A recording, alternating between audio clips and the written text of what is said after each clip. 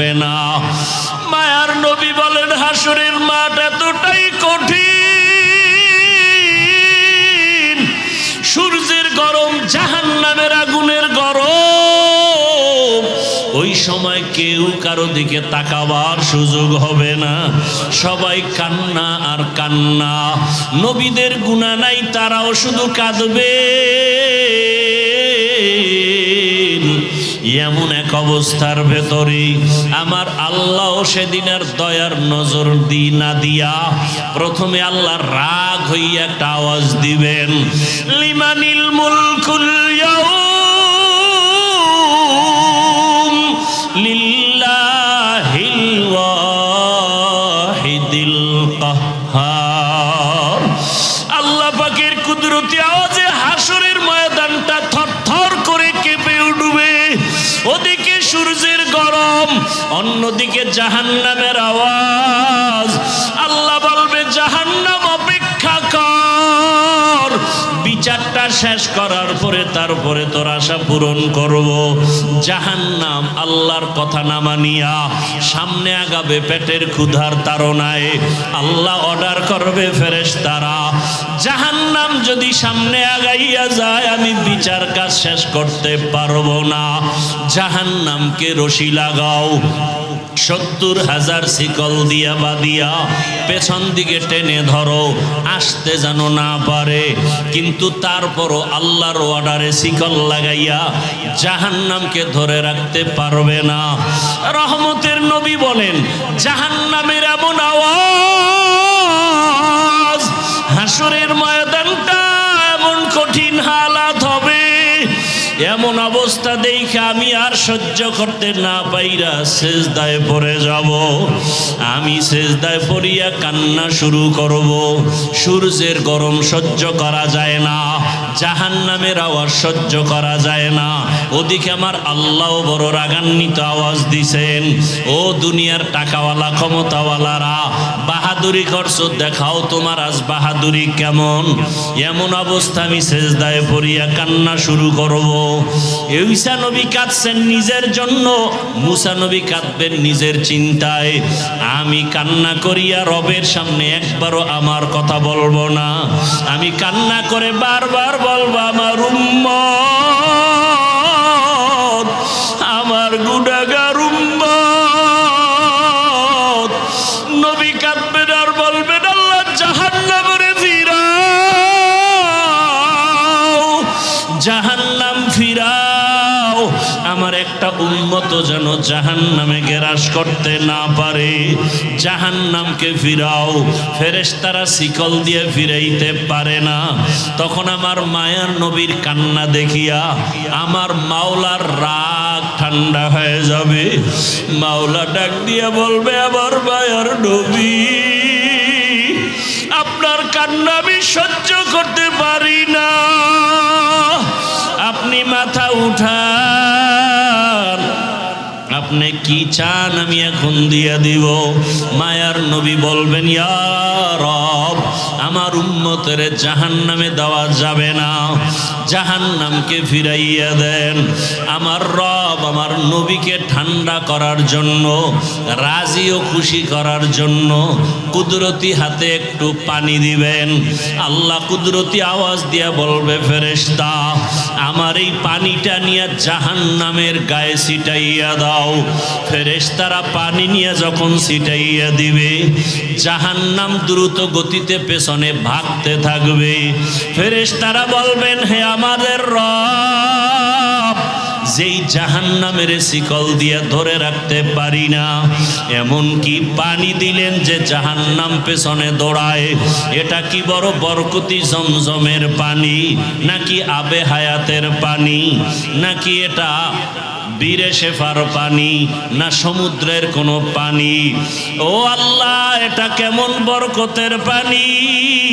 আমার আল্লাহ তখন বলবেন, এটা সমুদ্রের কোনো পানি না, বীরে শেফার পানি না, জমজমের পানি না, এটা কোনো বৃষ্টির পানিও না।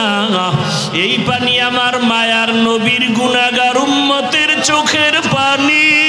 আমার গুনার কোনো শেষ নাই। মানুষ আমাকে মাওলানা বলে চেয়ার আগাইয়া দেয়, অথচ আমি মাওলা তোমার কাছে মানুষই হতে পারি নাই। গুনার কারণে আমার হাত না পাক, আমার চোখ না পাক, আমার জিহ্বা না পাক, গুনার কারণে আমার অন্তর না পাক। এই হাতের দ্বারা কত জুলুম করলাম, লেখার মাধ্যমে কত জুলুম, আঙ্গুল দিয়ে লেখলাম, জুলুম করলাম। জবানের দ্বারা কত মিথ্যা বললাম, এই জবানের দ্বারা কত গালি দিলাম, এই জবানের দ্বারা কত গীবত শেকায়াত করলাম। চোখটাও আমার গুনার কারণে না পাক। মানুষ জানে আমি বড় বক্তা, কিন্তু মাওলা তুমি জানো আমি সারা রাত মোবাইলে তাকায় তাকায় বেগানার ছবি দেখতেছি। মানুষ জানে আমি মসজিদের ইমাম, কিন্তু আমি সারা রাত মোবাইল চালাই। মানুষ জানে না, তুমি তো জানো আমার চক্ষু দুইটা নাপাক, আমার হাত দুইটা নাপাক, আমার অন্তর পরিকল্পনার গুনার কারণে নাপাক। ও আল্লাহ, তুমি আমাকে মাফ করে দাও। এইভাবে কিছু আল্লাহর বান্দারা আল্লাহর কথা মোহাব্বত নিয়ে জাহান্নামের ভয়ে কান্না করে। কিয়ামতের ময়দানে গুনাহগার উম্মতের পানির ফোঁটা বৃথা যাবে না। ওই পানি দিয়া জাহান্নামের আগুন নিভাইয়া আল্লাহ বলবে, বান্দা বিনা হিসাবে জান্নাতের বাগানে চলিয়া যাও। আমার মুহাম্মদ, আমার প্রিয় হাবিবের হাতে কাউসারের পানি পান করো। এই 12 মাসের মধ্যে 4 মাস আল্লাহ বলেন দামি। আল্লাহ কয়, আমার যে এই সিদ্ধান্তটা আমি লৌহে মাহফুজে লিখে ফেলেছি। কোন দিন? আসমান জমিন সৃষ্টি যেদিন করেছি সেদিন। তাহলে বছরে মাস হবে কতটা? এর মধ্যে কত মাস অন্য মাসের তুলনায় দামি? আল্লাহ যে সিদ্ধান্তটা লিখছেন কোথায়? লৌহে মাহফুজের মধ্যে, আরশে আজিমে। কোন দিন লিখছেন? আসমান জমিন। এই 4 মাসের মধ্যে 1 মাস একটু দূরে আর 3 মাস লাগাতার। 1 মাস যেটা আলাদা, এটা হলো শাবানের আগের মাস রজব, রমাজানের আগের মাসের আগে রজব, শাবান, রমাজান। হ্যাঁ, আর হলো 3 মাস একসাথে লাগানো। হজের মাস, হজের আগের মাস, হজের পরের মাস, জিকদা, জুলহিজ্জা, মুহররম, এই 3 মাস। নামগুলো আবার বলছি, প্রশ্ন করব। রজব, জিকদা, জুলহিজ্জা, মুহররম, এই 4 মাসের মধ্যে রবিউল আউয়ালের সিরিয়াল কত দেখছেন নি? খবর নাই? রজব, জিকদা, জুলহিজ্জা, মুহররম, 4 মাসের মধ্যে রবিউল আউয়ালের নাম কত সিরিয়ালে? নাই। তার মানে দাম নাই। বলেন, বুঝেন, কথা বুঝার চেষ্টা করেন, জবাব কম দিবেন, বুঝবেন আগে। যত কথা কম বলবেন তত ভালো। কথা বলার কিছু জায়গা আছে, সেখানে বলবেন। জিগাইলে বলবেন, না জিগাইলে চুপ করে শুনবেন, বুঝার চেষ্টা করবেন। রবিউল আউয়ালের দাম আছে। সবের থেকে তো রমাজানের দাম বেশি। এই 4 মাসের মধ্যে রমাজানের নামও আছে? নাই। এ বিষয়ে ভিন্ন আলোচনা রোজার সময় করছে। তো রবিউল আউয়ালের নাম নাই মানে কি দাম নাই? অবশ্যই আছে। আর ওই 4 মাস যে দামি, সেটার প্রেক্ষাপট কি? মূলত রসুল তো আসছেন বেঈমানদের সমাজে, আর বেঈমানদের তো কোনো ধর্ম নাই। বেঈমানের কোনো ধর্ম নাই, মনে যা চায় তাই চলে, তাই করে। তারা উল্টাপাল্টা করত, যখন তখন ঝগড়া, কলহ, দ্বন্দ্ব, যুদ্ধ, বিগ্রহ।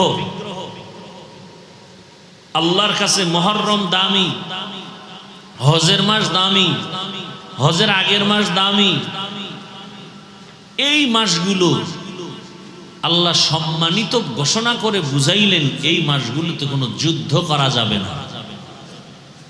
যুদ্ধ করা সেটা সেই সময়ের আইন, ওই আইন আর এখন বলবৎ নেই। এখন ইসলামের স্বার্থে প্রয়োজন হলে রাষ্ট্রের সমস্ত উলামায়ে আহলে হক বসে বোর্ড গঠন করে ফতোয়া দিলে যে যুদ্ধ করা যাবে, জিহাদ করা যাবে, তো জিহাদ করা যাবে। এখানে কোনো মাস নির্দিষ্ট নেই। তো রবিউল আউয়াল এমন একটা মাস, অনেক ইতিহাসবিদরা এ বিষয়ে অনেক আলোচনা করেছেন। রবিউল আউয়াল রসুল দুনিয়াতে আসছেন, রসুল দুনিয়া থেকে চলে গেছেন। নবী আসছেন কোন মাসে, চলে গেছেন কোন মাসে? এটা কিছু ইতিহাসবিদদের মতামত, কিন্তু অনেক এই আষাঢ় মাস নিয়েও ইখতিলাফ করেছেন। কেউ বলছেন রমাজানে রসুল আসছেন, আরো মাসের নাম আছে। অধিকাংশের মতামত রবিউল আউয়ালে রসুল আসছেন। রবিউল আউয়াল মাসেই রসুল বিদায় নিছেন। তা রবিউল আউয়ালে আসলেন, রবিউল আউয়ালে বিদায় নিলেন, মধ্যখানে সময় কাটলো কতদিন? জবাব দেন। 63 বছর। আসার দিন ছিল সোমবার, যাওয়ার দিনও এই যে সোমবার দিন রসুলের আগমন, সোমবার দিন রসুলের বিদায়, এই কথায় কারো দ্বিমত নাই। তবে রবিউল আউয়াল নিয়ে দ্বিমত, তারিখ কবে এ নিয়েও দ্বিমত। কেউ বলেছেন রবিউল আউয়ালের 8, কেউ বলেছেন 9, কেউ বলেছেন 11, কেউ বলেছেন 12। তো রসুল রবিউল আউয়ালে সোমবার দিন আসছেন সুবহ সাদিকের সময়। রবিউল আউয়ালে রসুল বিদায় নিছেন সোমবার দিন জোহরের নামাজের আগে চাষতের সময়। রসুলের বিদায় চাষতের সময় সোমবার, কবরে দাফন হলো রসুলের বুধবার দিন গিয়া রাতের তাহাজ্জুদের সময়। দেরি হলো কেন? এটা ভিন্ন আলোচনা। মাইয়তকে দেরি না করানো রসুলের আদেশ, দ্রুত দাফন করো। তো রসুলেরটা দেরি হলো কেন? সোমবার দিন ইন্তেকাল, বুধবার দিন গিয়া রাতের তাহাজ্জুদের সময় দাফন, দেরি হলো কেন? এটা ভিন্ন আলোচনা। তো রসুল কবে আসলেন, কখন আসলেন, এটা আমাদের উম্মতের জন্য অত ইম্পর্টেন্ট না, মারাত্মক না। উম্মতের জন্য জরুরি হলো রসুল কি নিয়ে আসলেন, উম্মতের কি দিয়ে গেলেন, উম্মতের করণীয় কি, এটা হলো মূল বিষয়। এটা কি মূল বিষয়? নবী কি নিয়ে আসলেন, কি নিয়ে গেলেন, এ বিষয়ে আলোচনা। অবশ্য আমি আয়াত পড়েছি ভিন্ন একটি, যেটা সচরাচর রসুলের শানে এ আয়াত ব্যবহার হয় না, কিন্তু আলোচনার বিস্তারিত সমষ্টিগতভাবে সব এখানে ঢুকানো আছে। আল্লাহ কি বলছেন আয়াতে? ইয়া আইয়ুহাল্লাযীনা আমানুত্তাকুল্লাহা হাক্কা তুকাতিহ, দুনিয়ার মুমিন তোমরা আল্লাহকে ভয় করো হক আদায় করে ভয় করার মতো। ওয়ালা তামুতুন্না ইল্লা ওয়া আনতুম মুসলিমুন, মুসলমান না হইয়া কেউ মরণ বরণ করিও না। মুসলমান হইতে গেলেই তো রসুল লাগবে, লাগবে না? লাগবে। রসুলের আদর্শ ছাড়া কেউ কোনোদিন মুসলমান হতে পারবে? সম্ভব? সম্ভব না। নবীজি কি বলছেন? হাদিসের একটু টুকরা পড়ছি, তরজমাটা বলে নি। আলা কুল্লুকুম রাইন কুল্লুকুম মাসউলুন আন রাইয়াতিহি, সাবধান হে উম্মত, তোমরা প্রত্যেকেই দায়িত্বশীল। আল্লাহর আদালতে দায়িত্বের কারণে জবাবদিহিতার কাঠগড়ায় দাঁড়াতে হবে। তরজমা শেষ। এটার উপরে ব্যাখ্যা তাও আজ করব না। আয়াত নিয়ে কিছু কথা বলবো, ভূমিকায় রবিউল আউয়ালের কিছু কথা বলি। কারণ আরবি মাসের ফজিলত উম্মতের কাছে বয়ান করা এটা সওয়াবের কাজ। এটা কি সওয়াবের কাজ। রসুলের আদর্শ নিয়ে আলোচনা, রসুল কি নিয়ে আসলেন। এই আপনারা এমন করেন কেন? উঠার ব্যারাম থাকলে ঢুকলেন কেন? বদ অভ্যাস কেন? বাহিরে দাঁড়ায়া বয়ান শুনেন, কত সুযোগ। এই বদ অভ্যাস যাদের, এদের জন্যই তো কমিটি বাহিরে মাইক লাগাইছে। কি ঘরে বয়ে বয়ে বয়ান শুনবেন আর বিড়ি টানবেন? বেহেশতের প্যান্ডেলে ঢুইকা কেন উল্টা পাল্টা করবেন? নিজের ক্ষতি করবেন, অন্যের ক্ষতি করবেন কেন? আপনার কপালটা এত দুর্বল কেন? আল্লাহ সব ভাইকে হেদায়াত দান করুন, মাহফিল কবুল করেন, আয়োজনকারীদের কবুল করেন, দান সৎকারীদের কবুল করেন, মাহফিলের বরকতে গোটা দুনিয়াবাসীকে কবুল করেন, বিশেষ করে মুসলমানের ঈমান আমল ইজ্জতের হেফাজত করেন। প্রবাসে যারা আছে আল্লাহ তাদেরকে হেফাজত করেন, বাংলাদেশ হেফাজত করেন, জালেমদের জুলুম থেকে সবাইকে হেফাজত করেন, জালেমদের আল্লাহ হেদায়াত দান করেন। আল্লাহর ইলমে জালেমদের যদি হেদায়াত না থাকে ধ্বংস করে দেন, কবরওয়ালাদের জান্নাত দান করেন। আমরা যারা বেঁচে আছি দীর্ঘ নেক হায়াত দান করেন, অসুস্থ যারা সুস্থতার নিয়ামত দান করেন, কামাই রুজি ব্যবসায় সবার হালাল বরকতি রিজিক দান করেন। দোয়াগুলোর দরকার নাই কারো? আমিন আল্লাহর কাছে যাবে না? আল্লাহ কবুল করেন।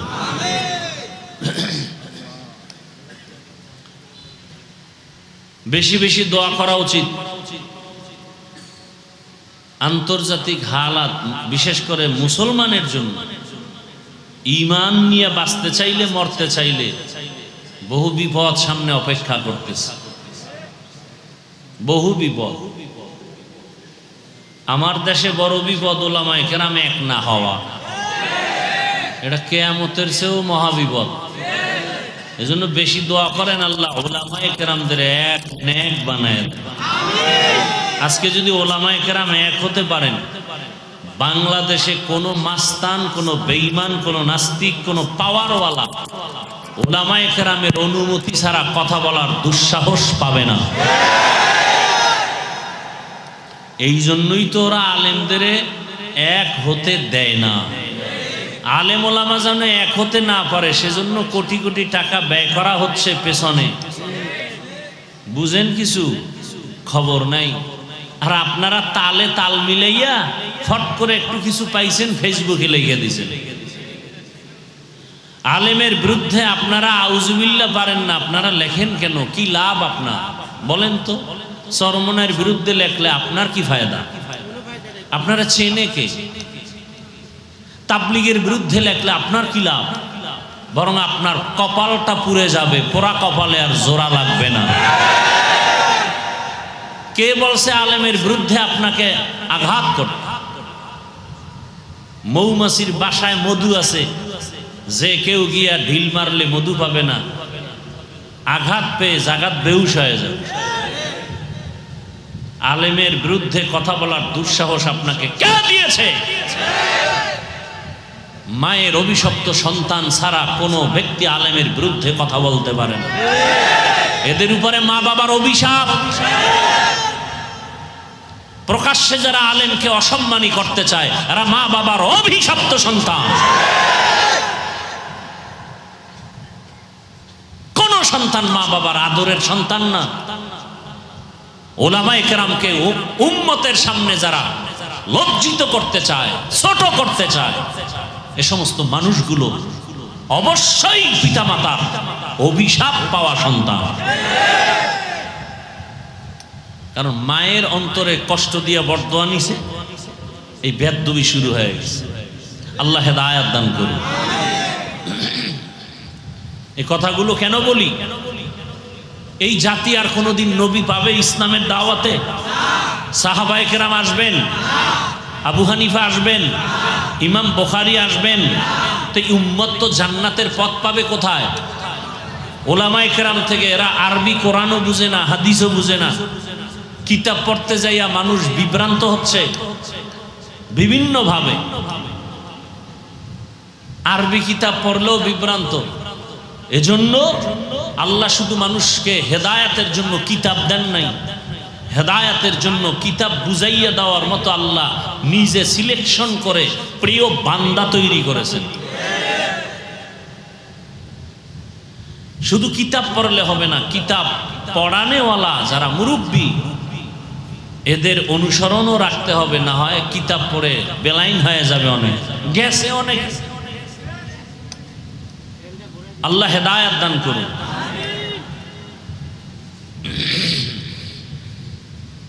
অতএব উলামায়ে কেরামের সম্মান বাড়ানোর প্রচেষ্টা করা উচিত, সহযোগিতা করা উচিত, একান্ত কিছু না পারলে চুপ থাকা উচিত।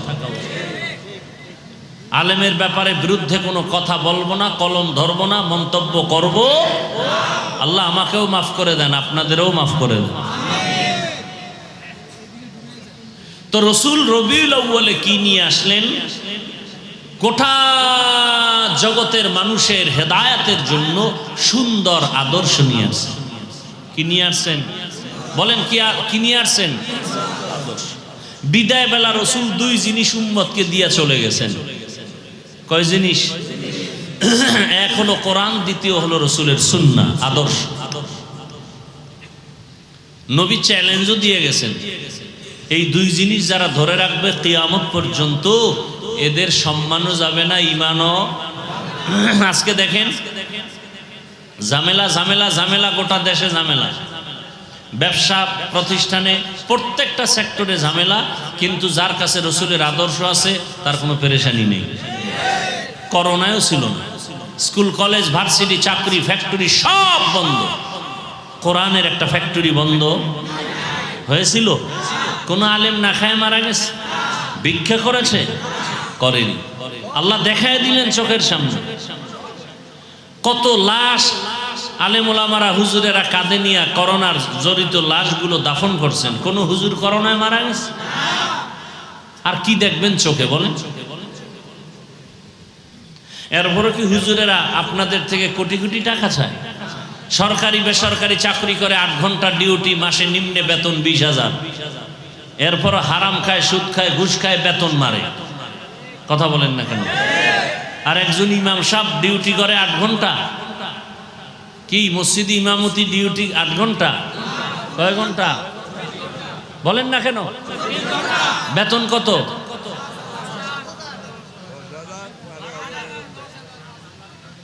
যেই জুলুমটা করেন আমরা চেয়ারে বইলে তো সব পিড়ে মেরে ফেলাইতাম। যে জুলুমেরও তো একটা সীমানা থাকা উচিত। 8 ঘন্টা ডিউটি করে 20,000 টাকা যদি পায়, আর ডান বামে টেবিলের তলে আরো খায় হারাম, আর 24 ঘন্টা ডিউটি করে পবিত্র আলেম, তার বেতন 5,000 হবে, সভাপতি দিবে 100, সেক্রেটারি আরো ধনী সে দিবে 50। কেন? বেশি দিলে সভাপতির সাথে বেদবি হবে। আছে না নাই? এরপরে দুর্ব্যবহার কত প্রকার, আর কোনো সীমানা নেই। কি নোটিশ জারি করে দিছি, ইমাম সাহেব বয়ান চলবে ধুম, মজার বয়ান, তবে রাজনীতি নয়। আপনি কি করেন? সুলাইমান নবীর সিংহাসনে আছেন? কয় না, দুনিয়ার যত নোংরা রাজনীতি আছে তার আমি গডফাদার। কথা বলেন না কেন? তো নোংরা রাজনীতি যদি কেউ করে তারে কমিটিতে রাখেন কেন? ইমাম সাহেব রাজনীতি করবে, করলে কোরআনেরটা করবে, সুলাইমান নবীর আইনেরটা, আল্লাহর আইনেরটা করবে, মদিনারটা করবে, নোংরাটা করবে না।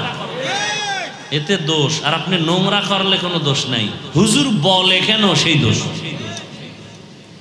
এক হুজুর সুদের বিরুদ্ধে ওয়াজ করছে, কমিটি বলে আপনি 1 মাসের জন্য বাড়িতে ছুটি নেন, ঘুরে আসেন। আছে না নাই? কারণ শিয়ালের হাতে মুরগি দিলে যা হয়, সুদখোর ঘুষখোর বেনামাজির হাতে মাদ্রাসা মসজিদের চাবি দিলে তো তাই হবে। সুদ খাওয়া হালাল না হারাম? ঘুষ খাওয়া হালাল না হারাম? কেমন হারাম? পায়খানার চেয়ে একটু ভালো। হ্যাঁ, আল্লাহ বলেন দুনিয়াতে আমার দুশ্মন আছে অনেক, তার মধ্যে বড় 2 দল দুশ্মন। বড় দুশ্মন কয় দল? এক দল যারা সুদের সাথে আছে, কোরআনের আয়াত। আর এক দল আমার বড় দুশ্মন, যাদের সাথে আমি আল্লাহ নিজে যুদ্ধ করব। এবার বুঝেন তো আল্লাহ কতটা রাগ হয়ে বলে আল্লাহ নিজে যুদ্ধ করবেন। একদল সুদের সাথে জড়িত, আর একদল ওলিয়া উলিয়া পছন্দ করে না, দুশ্মনী করে। আল্লাহ বলেন এরাও আমার বড় দুশ্মন। এজন্যই তো আমি বলি, সারা বাংলাদেশে চ্যালেঞ্জ দিয়ে বলি, যারা ওলিয়া উলিয়া মানে না, এরা কোরআন হাদিস মানে না, এরা ভণ্ড। এদের যারা ভণ্ড বলে না, তারাও ভণ্ড। এই বয়ান যদি মসজিদে জুমায় কোনো ইমাম সাহেব করে, উপায় আছে? বলবে যে 1 মাসের ছুটি। কে? এজন্য আবরার সাহেব বলে গেছেন না, সব দেখার দিন শেষ। কে দেখছেন? ওনার আওয়াজ নেই। এখানে বয়া কয় এটি ভোটের আগে টাকা খাইবো পায়খানার নামে বয়া রয়েছে। বউর পেটটার খানা হারাম করবে, মাইয়া পোলার রক্তটারে হারাম করে ফেলবে ভোটের টাকা খাইয়া। এত বড় নিকৃষ্ট মানুষ হতে পারে? নিজে হারাম খায় খায়, তোমার শিশু বাচ্চা নিষ্পাপ রক্ত পবিত্র, ওকে কেন হারাম টাকা খাওয়াও? বাপ নামের কলঙ্ক, স্বামী নামের কলঙ্ক। তুমি হারাম খাবা হুজুরদের সাথে চ্যালেঞ্জ দিয়া, খাইয়া মর, জনমের মতো খাও। কিন্তু নিষ্পাপ বাচ্চার কি অপরাধ? ওই বাচ্চাটার রক্ত পবিত্র, ওকে হারাম ঢুকাইয়া কেন রক্ত নাপাক করেছো? তোমাকে এই অধিকার আল্লাহ তো দেননি। স্ত্রীর রক্ত নাপাক করতেছো হারাম টাকা দিয়া। আল্লাহ হেদায়েত দান করুন। জনগণের টাকা, এটা কাগজ কইছি, সবাই কইছি। যারা হুজুর গো বয়ান শুনবে না, ও খাইবেই। কুকুরের বিরিয়ানি দিল, হাজি বিরিয়ানি খাওয়ার পরে কি পেট ভরবে? নর জাতিগত অভ্যাস, ময়লা খাবেই। কি? আল্লাহ হেদায়েত দান করুন। হ্যাঁ, রাগ করতেছেন? ইয়া আইয়ুহাল্লাযীনা আমানুত্তাকুল্লাহা হাক্কা তুকাতিহি ওয়া লা তামুতুন্না ইল্লা ওয়া আনতুম মুসলিমুন। আল্লাহ মুমিনদেরকে 2টা কর্মসূচি দিলেন। কেন দিলেন? আল্লাহ বলেন আমি মুমিনকে বিনা হিসাবে জান্নাত দিতে চাই। সুবহানাল্লাহ। না জান্নাতে যাইতে চান তো ইনশাআল্লাহ? যারা আজকে ফজর পড়েন নাই, জোহর পড়েন নাই, আসর মাগরিব এশা পড়েন নাই, আপনার কোন জান্নাত? জান্নাতুল ফেরদাউস। হ্যাঁ, নবীজি বলেন বেঈমান আর মুমিনের মধ্যে ব্যবধান হলো নামাজ। বাইনাল আবদি ওয়া বাইনাল কুফরি তারকুস সালাহ। বেঈমানেরা নামাজ পড়ে না, মুমিনেরা নামাজ ছাড়ে না। নামাজ কত ওয়াক্ত? শুক্রবার দিন শুধু? তাহলে জোরে বলেন, প্রতিদিন পড়া লাগবে। বলেন বলেন। মাঝে মাঝে ছেড়ে দেওয়া যাবে? যাবে না? কি বলেন?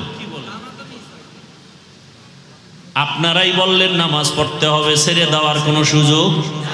এরপরও যারা নামাজ পড়েন না, আল্লাহর কাছে কি জবাব নিয়ে দাঁড়াবেন? কয়দিন? অনেকদিন বাঁচবেন। একদল বিয়া করে নাই, এরা কয় বিয়ার পরে ধরু। আর যারা বিয়া করছে এরা অজুহাত পেশ করে সন্তান হওয়ার পর। যাগো সন্তান হয়ে গেছে কয় আর একটু বয়স বেড়ে নিক। কিন্তু বহু আল্লাহর বান্দা বিয়া করার পরে নামাজ ধরবে বলিয়া কপালে বিয়া নাই, আজরাইল আইসা টিকিট নিয়ে হাজির হয়ে গেছে। আবার বহু বান্দা বিয়া করছে, নামাজ ধরে না বলে সন্তান হওয়ার পরে সন্তান হইছে পেটে রাইখা স্বামী চলে গেছে। বানায় বলতেছি। ইদানিং কালে যত মরণের লাশের খবর দেখি, বেশিরভাগ যুবক আর যুবতী। ঠিক নি? বুড়ারা খুব কম মরে, যুবকরা বেশি মরে। না মরলে এখন নতুন সংস্কৃতি বাইর হইছে, পিডাইয়া মারে। কি মরবি না? তোরে ফিডায় মারুন। কনটাকে মারে, কনটাকে। কিতে মারে? হায় হায়, কি জানি হইব দেশের হালাত, কেন যেন ভয় লাগে ভয়। অনেকে ভাবতেছেন সোনার বাংলা এত সুন্দর সুযোগ আসে নাই। আমি তো দেখি অন্য সময়ের চেয়ে ভয়, অনেক ভয়। ডাইনে অন্ধকার, বামে অন্ধকার, সামনে অন্ধকার, পেছনে অন্ধকার, বড় কঠিন হালাত। আমি যদি আলেমের বিরুদ্ধে বয়ান করি, আর এক আলেম আমার বিরুদ্ধে নাম নিয়ে বয়ান করে, তাহলে কিয়ামতের আর বাকি কি? সাধারণ মানুষ যে আলেমদের দেখা নিজের ঈমান আমল ঠিক করবে, সেই আলেমদের ব্যাপারে যদি আবার ওলামায়ে কেরাম মাইক লইয়া মাঠে ময়দানে বদনাম করে, তাহলে এই দেশে শান্তির আশা করা যায় না। যায়? যেই ঘরে স্বামী আর স্ত্রী আলাদা রুমে ঘুমায় কত আরামে, সন্তান বড় হলে আলাদা করে দেয়, দুইজনার মহাব্বতে ওই বাগান সাজে সুন্দর। কিন্তু অবস্থা যদি এমন হয়, স্ত্রী স্বামীর বিরুদ্ধে লাইভে আসছে, এরম নাই? স্বামী স্ত্রীর বিরুদ্ধে লাইভ দেয়, সব তো লাইভ বয়। লাইভ বয় পারে না বাথরুমে গিয়ে লাইভ দেয়, অনেকে মক্কা মদিনা গিয়েও লাইভ দেয়। ওরা মনে হয় যেন যাই একটু লাইভ দেওয়ার জন্য। ফেরাউনের বাথরুমের সামনে গিয়ে আমি ফেরাউনের বাথরুমের সামনে ভিতরে গিয়ে লাইভ দুমু খারাইও সব। রসুলের রওজায় গিয়া চোখের পানি রাখা যায় না, কিন্তু এই দুনিয়াদারেরা মোবাইল নিয়ে ছবি তুলতে তুলতে পাগল হয়ে যায়, লাইভ দিয়ে জোরে জোরে চিল্লায় বউয়ের সাথে কথা বলে। কি বলবো? আল্লাহ হেদায়েত দান করুন, মোবাইলের গুনাহ থেকে হেফাজত করেন। কেউ এ বয়ান করে না, এক সময় করার মানুষও থাকবে না। চরমনার সৈয়দ ফজলুল করিম রাহমাতুল্লাহ আলাইহি বলতেন, বাবা এমন একটা সময় আসতেছে পর্দার বয়ানও চলবে না, মানুষ পর্দা না করতে না করতে পর্দা চিনবেও না। দস্তারখান যে একটা সুন্নত, এটা অনেকের জানা নাই। মেসওয়াক, এটাও অনেকের আলোচনা নাই, জানাও নাই। কি মেসওয়াক আছে কার? ব্রাশ, ব্রাশ, মেসওয়াক নাই। অথচ মেসওয়াকের যে এত ফজিলাত, মেসওয়াকের অনেকগুলো ফজিলাত। ওই মসজিদের মধ্যে, এটা মসজিদ না, মসজিদের মধ্যে ফাজাইলে একটা আমাল আছে, মোটা কিতাব, তালিম হয়নি? ওটার মধ্যে কিন্তু একটা চ্যাপ্টার আছে ফাজাইলে মেসওয়াক। বা বাংলাদেশে এখন লাইব্রেরিতে বাংলা কিতাব আছে মেসওয়াকের ফজিলাত। মেসওয়াক, যারা ঠিক মতো মেসওয়াক করবে তাদের দাঁতে পোকা হবে না। ঠিক মতো যারা, আমি তো ব্রাশ করি, মেসওয়াকও করি, দেখলাম যে মেসওয়াকের মতো পরিষ্কার দাঁত হয় না। আমি দেখছি তো। মেসওয়াক যারা ঠিক মতো করবে তাদের মুখে দুর্গন্ধ থাকবে না। কেউ যদি ঘুমের আগে মেসওয়াক করে ঘুমায়, আর কণ্ঠ কোনোদিন বসবে না। ঘুমের থেকে ওইটা মেসওয়াক করবে, তার জীবনে যত পুরস্কার পাবে এর মধ্যে বড় পুরস্কার, মরণকালে কালেমা জারি হয়ে যাবে।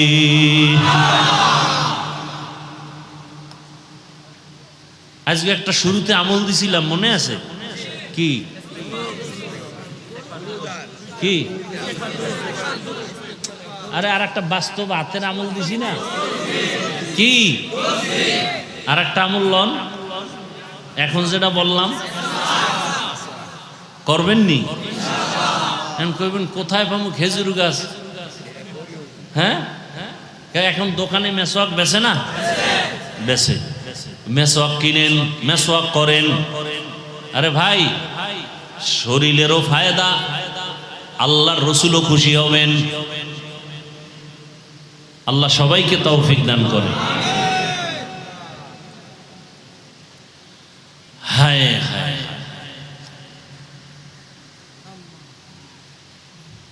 আল্লাহ পাক রব্বুল আলামিন মুমিনদের দুইটা কর্মসূচি দান করেছেন। আল্লাহ সবাইকে জান্নাত দিতে চান, মনে আছে কথা? আপনারাও জান্নাতে যেতে চাননি? কথা বলেন, হিসাব দিয়া না হিসাব ছাড়া?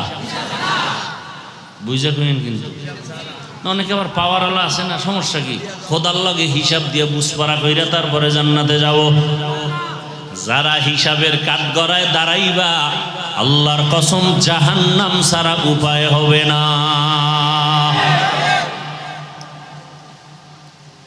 এই জন্যই তো রহমতের নবী বারবার দোয়া পড়তেন, আল্লাহুম্মা হাসিবনি হিসাবাই ইয়াসিরা।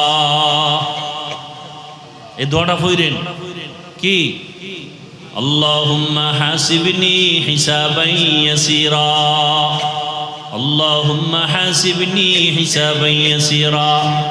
আর একটা সহজ দোয়া সব সময় পড়বেন, রব্বানা আতিনা ফিদ দুনিয়া হাসানা ওয়া ফিল আখিরাতি হাসানা ওয়া কিনা আযাবান নার। পাওয়ারফুল দোয়া। রব্বানা আতিনা, হে আমার রব আমাকে দাও, ফিদ দুনিয়া, দুনিয়ায় হাসানা, সব কল্যাণ, দুনিয়ার সব কল্যাণ আমারে, অকল্যাণ দিও না। আর কি? ওয়া ফিল আখিরাতি হাসানা, আখিরাতের কল্যাণ আমারও দাও। দুনিয়ার কল্যাণ, ঝগড়া হবে না, ভালো স্ত্রী পাবো, সন্তান নিয়ে পেরেশানি থাকবে না। হাসানা, দুনিয়ার ভালো, আমি 5 ওয়াক্ত নামাজ পড়ব, কষ্ট হবে না। অসুস্থতার ব্যারামে আমার ইবাদত ছুটবে না। আমি ব্যবসায় যাব, হালালভাবে বরকত দিন দিন হতেই থাকবে। মিথ্যা কথার অভ্যাস হবে না, গালি দেওয়ার অভ্যাস আসবে না, গীবত শিকায়াত করার অভ্যাস আমার হবে না, বেপরদায় চলার অভ্যাস হবে না। আল্লাহ যদি হাসানা দিয়েই দেন, আমার জীবনটা হবে ধন্য।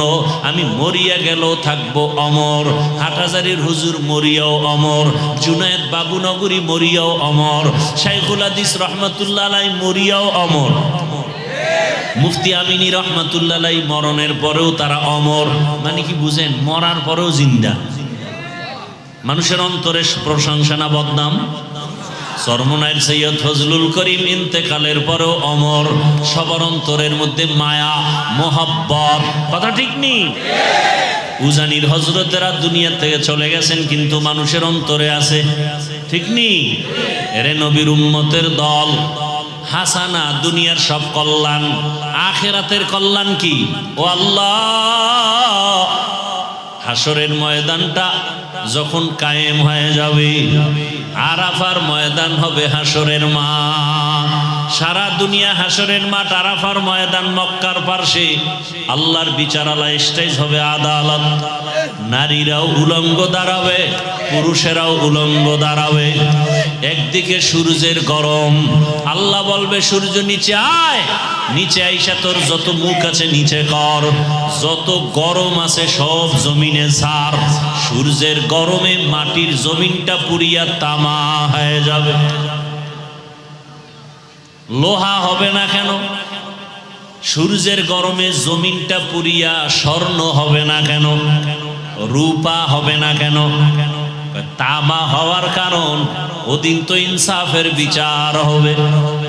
স্বর্ণের মধ্যে ওই গুণ নাই, তামার মধ্যে যে গুণ আছে, রূপার মধ্যে নাই, লোহার মধ্যে নাই।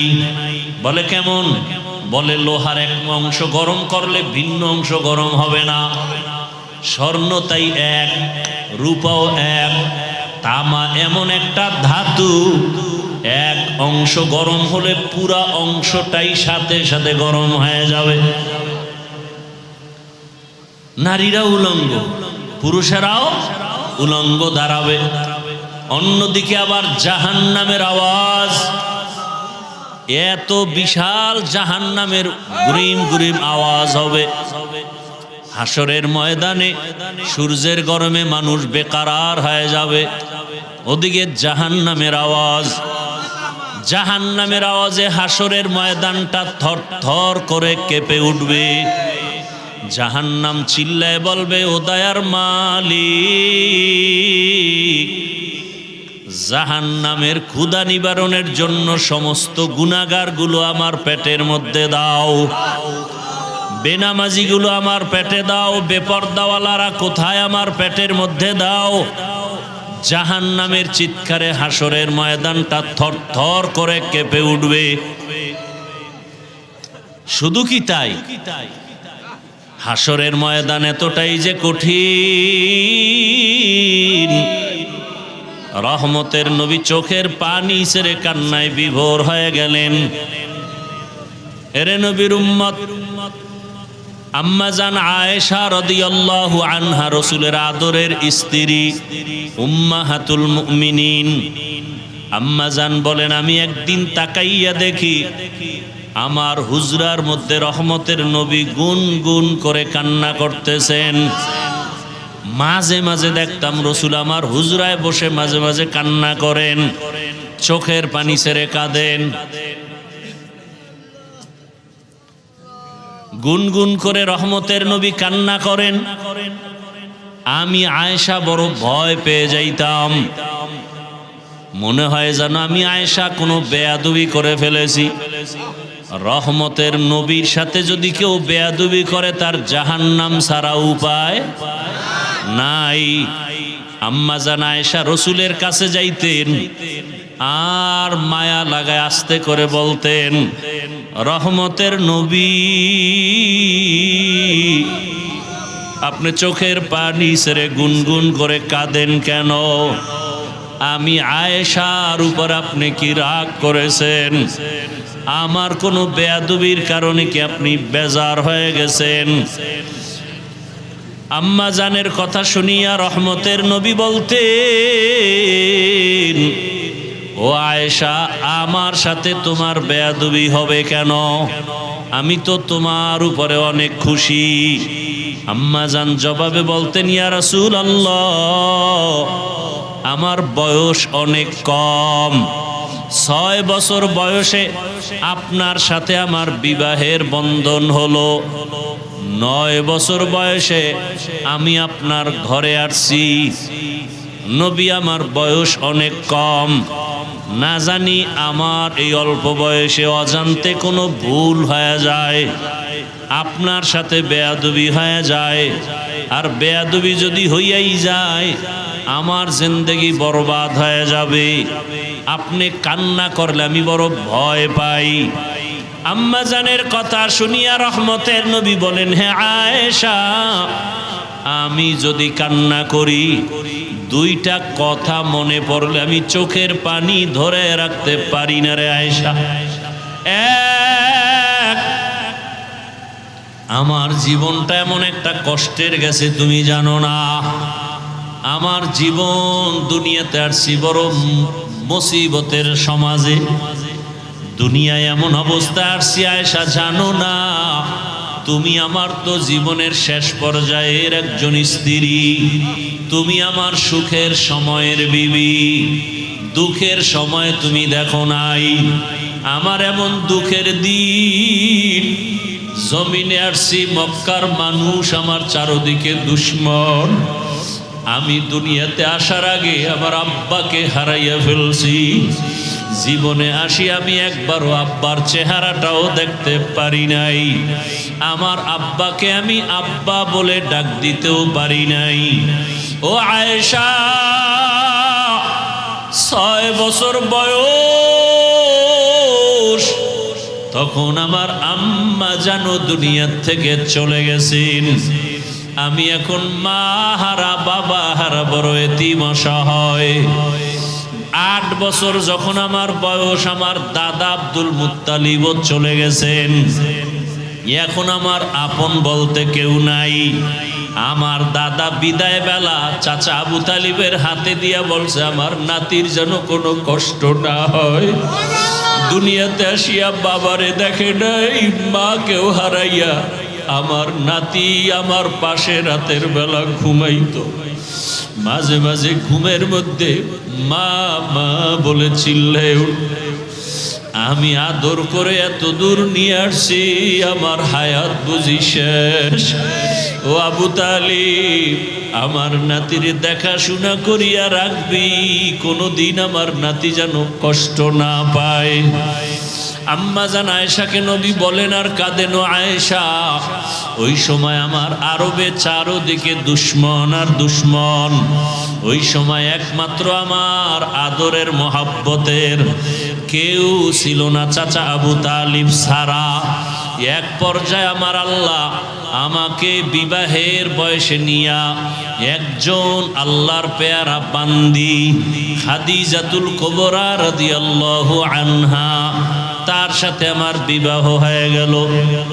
এমন একজন নারী বিধবা যার সন্তান আগে হয়ে গেল, দুইজন স্বামী হওয়ার পরে আমি তৃতীয়। ওই খাদিজা আমার ঘরে আসছেন। আমার এত অভাব ছিল, আমার ঘরে চুলায় আগুন জ্বলতো না, না খাইয়া কত কষ্ট করেছি। আরবের ধনী ছিল খাদিজা। ওই খাদিজা আমার মায়া আর মোহাব্বতে পড়িয়া সব সম্পদগুলো আমাকে হাদিয়া দিয়েছে। ও আয়েশা, জানো না আমি আবার সম্পদগুলো সব দান করে দিয়েছি। আমি এত কষ্ট করে করে জীবন কাটাইছি। আমার বংশের দুশ্মনেরা 3 বছরের মতো আমাকে শিয়াবে আবু তালিবের মধ্যে গৃহবন্দী করে রাখছে। খানা দেয় নাই, পানি দেয় নাই। দীর্ঘ 3 বছর আমি গাছের পাতা চাবাইয়া চাবাইয়া খাইয়া পেটের ক্ষুধা নিবারণ করেছি। ও আয়েশা, আমার কষ্ট দেখিয়া খাদিজাও ঘুমায় না। আমার পাশে আসিয়া ওই গাছের পাতা খাইয়া জীবন কাটাইছে। ওরে ওই আয়েশা, ওই খাদিজা আমার জন্য এত কোরবানি করেছে। ওই খাদিজার কথা মনে যখন আসে আমি চোখের পানি ধরে রাখতে পারি না। ওই খাদিজা যদি বেঁচে থাকতো মনে হয় যেন আমি আর বিবাহই করতাম না। ঠিকই, খাদিজা যতদিন বেঁচে ছিল আমি আর বিবাহ করি নাই। আর একটা কথা যখন আমার মনে পড়ে আমি তখন একা একা বড় কান্না করি। আম্মা জান আয়েশা বলেন, ইয়া রাসূলুল্লাহ, কি কথা মনে করে কাঁদেন? বলে, হাসরের ময়দানে আমার উম্মতের কি উপায় হবে এই চিন্তায় কান্না করি। আম্মা জান বলেন, হাসরের ময়দানে আবার কি হবে? আম্মা জানকে রাসূল কান্না করে বুঝাইতেছেন, রে আয়েশা, কিয়ামতের ময়দানে এমন কঠিন হালাত, যদি কেউ খাঁটি মুসলমান না হইয়া কবরের বিছানায় যায়, জ্যান্ত একটা বকরির চামড়া খুললে যেই কষ্ট, একটা বেনামাজি গুনাহগারের জান কবজের সময় তার চেয়েও বেশি কষ্ট। ওরে আল্লাহর বান্দারা, রসুলের চোখে পানি। ও আয়েশা, কিয়ামতের দিন কেউ কারো পরিচয় দিবে না। এমন অবস্থা হবে, জাহান্নামের আওয়াজ, সূর্যের গরম, গুনাহগারের মাথার মগজগুলো টাস টাস করে ফেটে যাবে, পেটের সমস্ত নারী ভুঁড়ি পায়খানার রাস্তা দিয়া পড়তে থাকবে। নবীরা পর্যন্ত কান্না শুরু করবেন, উম্মতের কথা ভুলিয়া নিজের চিন্তায় কান্না করবেন। ইব্রাহিম নবী কাঁদবেন, নিজের জন্য আদম নবী কাঁদবেন, মূসা নবী নিজের চিন্তায় কান্না করবেন। নারী পুরুষ সব উলঙ্গ। আম্মা জান বলেন, ইয়া রাসূলুল্লাহ, নারী আর পুরুষ যদি উলঙ্গ দাঁড়ায় লজ্জা কি লাগবে না? মায়ার নবী বলেন, হাসরের মাঠ এতটাই কঠিন, সূর্যের গরম, জাহান্নামের আগুনের গরম, ওই সময় কেউ কারো দিকে তাকাবার সুযোগ হবে না। সবাই কান্না আর কান্না।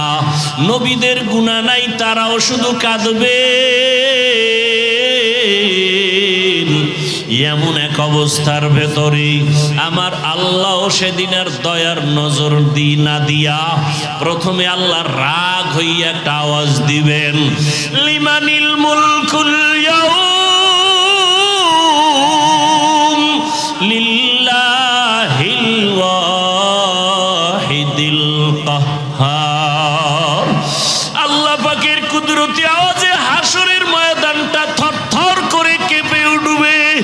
ওদিকে সূর্যের গরম, অন্যদিকে জাহান্নামের আওয়াজ। আল্লাহ বলবে, জাহান্নাম অপেক্ষা কর, বিচারটা শেষ করার পরে তারপরে তোর আশা পূরণ করব। জাহান্নাম আল্লাহর কথা না মানিয়া সামনে আগাবে পেটের ক্ষুধার তাড়নায়। আল্লাহ অর্ডার করবে ফেরেশতারা, জাহান্নাম যদি সামনে আগাইয়া যায় আমি বিচার কাজ শেষ করতে পারবো না। জাহান্নামকে রশি লাগাও, 70,000 শিকল দিয়া বাঁধিয়া পেছন দিকে টেনে ধরো, আসতে যেন না পারে। কিন্তু তারপরও আল্লাহর অর্ডারে শিকল লাগাইয়া জাহান্নামকে ধরে রাখতে পারবে না। রহমতের নবী বলেন, জাহান্নামের এমন আওয়াজ, হাসরের ময়দানটা এমন কঠিন হালাত হবে, এমন অবস্থা দেখে আমি আর সহ্য করতে না পাইরা সেজদায় পড়ে যাব। আমি সেজদায় পড়িয়া কান্না শুরু করব। সূর্যের গরম সহ্য করা যায় না, জাহান্নামের আওয়াজ সহ্য করা যায় না।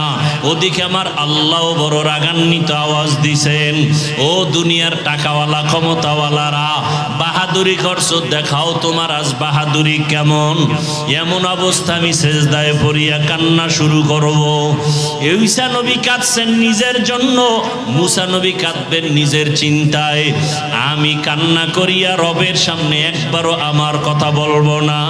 আমি কান্না করে বারবার বলবো, আমার উম্মত, আমার গুনাহগার উম্মত। নবী কাঁদবেন আর বলবেন, আল্লাহ জাহান্নামে ফিরাও, জাহান্নাম ফিরাও, আমার একটা উম্মত যেন জাহান্নামে গ্রাস করতে না পারে। জাহান্নামকে ফিরাও। ফেরেশতারা শিকল দিয়ে ফিরাইতে পারে না। তখন আমার মায়ার নবীর কান্না দেখিয়া আমার মাওলার রাগ ঠান্ডা হয়ে যাবে। মাওলা ডাক দিয়া বলবে, আমার মায়ার নবী, আপনার কান্না আমি সহ্য করতে পারি না, আপনি মাথা উঠান, আপনি কি চান আমি এখন দিয়া দিব। মায়ার নবী বলবেন, ইয়া রব, আমার উম্মতের জাহান্নামে দেওয়া যাবে না, জাহান্নামকে ফিরাইয়া দেন। আমার রব আমার নবীকে ঠান্ডা করার জন্য, রাজি ও খুশি করার জন্য কুদরতি হাতে একটু পানি দিবেন। আল্লাহ কুদরতি আওয়াজ দিয়া বলবে, ফেরেশতা আমার এই পানিটা নিয়ে জাহান্নামের গায়ে ছিটাইয়া দাও।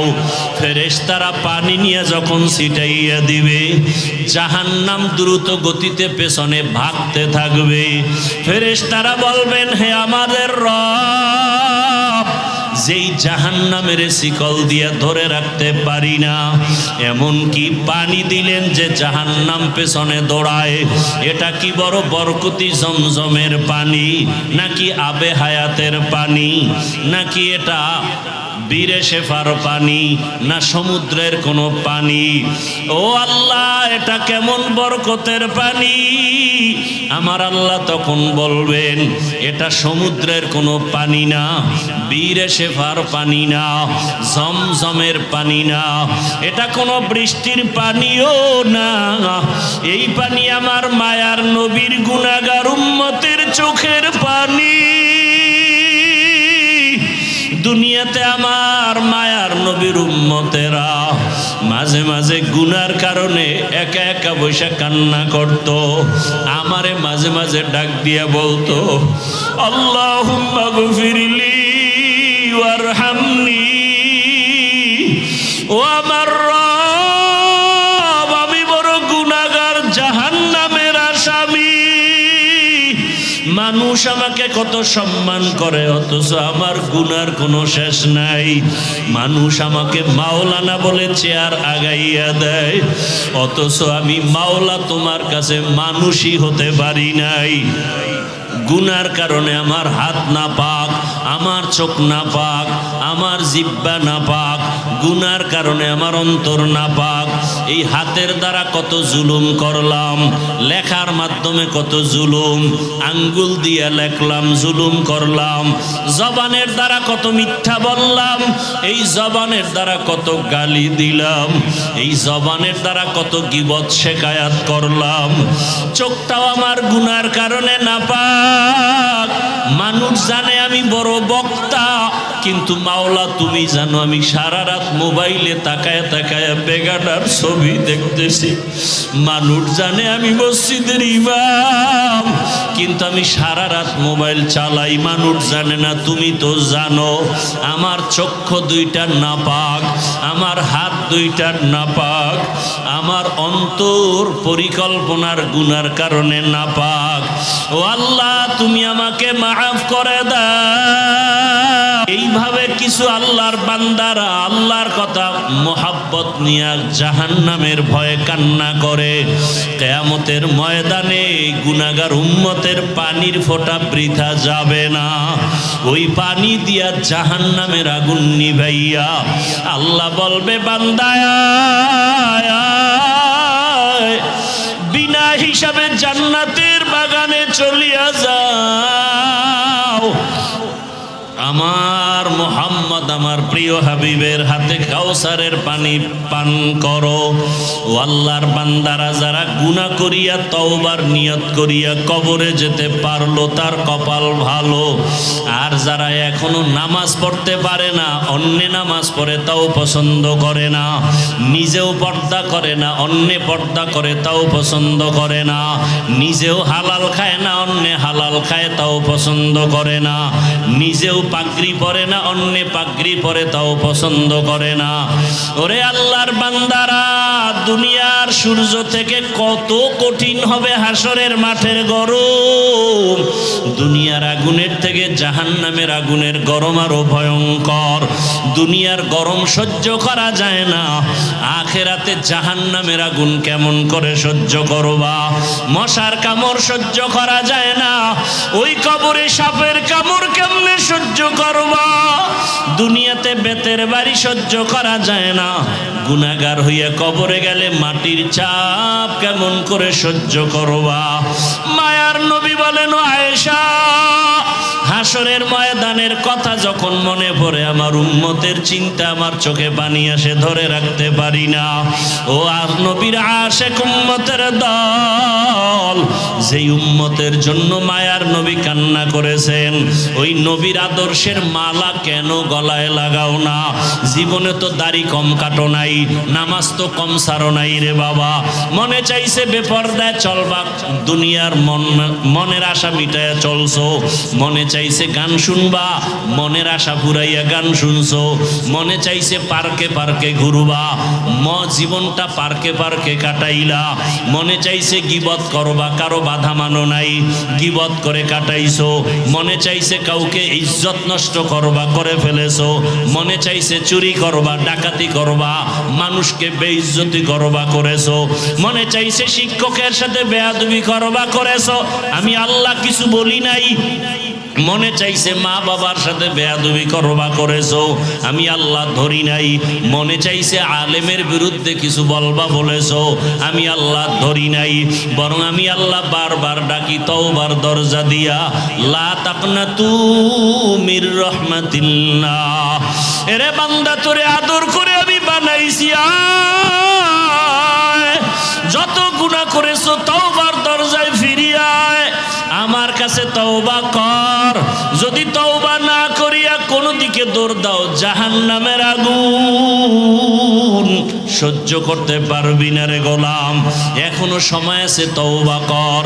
ও আমার যুবক বাবারা, বৃদ্ধ বাবাজি, পর্দার আড়ালের মা বোনেরা, জীবনে তো বেপর্দায় কম চললেন না, বন্ধু বান্ধবী নিয়ে তো আড্ডা কম দিলেন না, স্বামীর টাকা গুনার কাজে ব্যয় তো কম করলেন না, মোবাইলে কত বাজে সময় নষ্ট করলেন।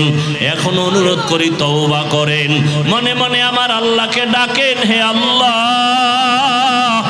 জীবনে বহু গুনাহ করেছি, তওবা করতে চাই, আর নামাজ ছাড়বো না, আর দাড়ি কাটবো না, বেপরদায় চলবো না, গীবত শিকায়াত করবো না, মিথ্যা বলবো না, গালি দিব না, মা বাবার দোয়া নিয়ে চলবো, শিক্ষকের দোয়া নিয়ে, উলামায়ে কেরামের পরামর্শ নিয়ে, নবীজির আদর্শ মেনে চলবো। তওবা করার মতো যদি অন্তর তৈরি হয়, দুই ফোঁটা চোখের পানি ছেড়ে আমার মাওলাকে ডাক দাও। কান্না যদি না আসে, ডানে বামে তাকায় দেখো কার চোখে পানি। ওরে কান্নাওয়ালার দোয়া মাওলা খালি ফিরাবেন না, যাদের চোখে পানি আছে তাদের কাছে হাতটা বাড়াইয়া দোয়া চাও। ও বাবারা যারা এখানে এতিম, জীবনে আব্বা বলে ডাক দিতে পারবা না, অনেকে মা হারা অসহায়, মা বলে ডাক দিতে পারবা না, ওই মা বাবার কথা স্মরণ করে চোখের পানি ছেড়ে তওবা করো। আর যার বাবা বেঁচে আছে থাকলে হাতটা বাড়াইয়া দোয়া নাও। বাবারে যদি বলো বাবা জীবনে গুনাহ কম করি নাই, বেয়াদবি করেছি, দয়া করে মাফ করে দাও, বাবায় যদি নেক নজরে তাকায় তোমার কপাল খুলে যাবে। বাসায় গিয়া যদি পারো মায়ের হাতটা ধরিয়া বলিও, মা জীবনে বহু কষ্ট দিয়েছি, তোমার হক আদায় করতে পারি নাই, মনে কত কষ্ট দেওয়ার কারণে তুমি গোপনে একা একা কান্না করেছো, মা তোমার দোয়া ছাড়া তো আমি মানুষ হইতে পারি নাই, তোমার চোখের পানি আর দোয়ার কারণে আজকে চেয়ারে বসছি, তোমার চোখের পানি আর দোয়ার কারণে আজকে সম্মানের মালিক। মা অনেক অন্যায় করেছি, তুমি আজকে আমার মাথায় হাত দিয়া দোয়া করে দাও। মা যদি কথা শুনে দেখবা চোখে পানি, মা চোখের পানি দিয়া নরম দিলে ডাকবে বাবা আয় আয়, মাথায় হাতটা দিয়া ডাকবে আর সে আজিমের মালিক, আমার সন্তানটাকে তুমি মাফ করে দাও। ওই মা বাবার দোয়া ছাড়া লেখাপড়ায় সফলতা আসবে না, চাকরির জীবনে সফলতা আসবে না, মা বাবার দোয়া ছাড়া জীবন সফল হবে না। আল্লাহর কাছে খাঁটি অন্তরে তওবা করো, মরিয়া গেল আর গুনাহ করব না। মা বাবার দোয়া নিয়া, শিক্ষকের দোয়া নিয়া, ওলামায়ে কেরামের পরামর্শ নিয়া, নবীজির আদর্শ মেনে জীবন কাটাবো। আল্লাহ আমাদের সবাইকে কবুল করেন।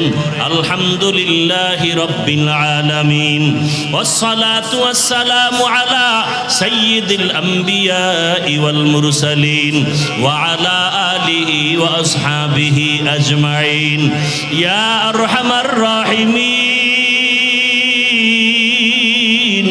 ইয়া আরহামার রাহিমিন, ইয়া আরহামার রাহিমিন। রব্বিরহামহুমা কামা রব্বায়ানি সগীরা। আল্লাহুম্মা ইন্নাকা আফুউন কারীম তুহিব্বুল আফওয়া ফা'ফু আন্না। আল্লাহুম্মা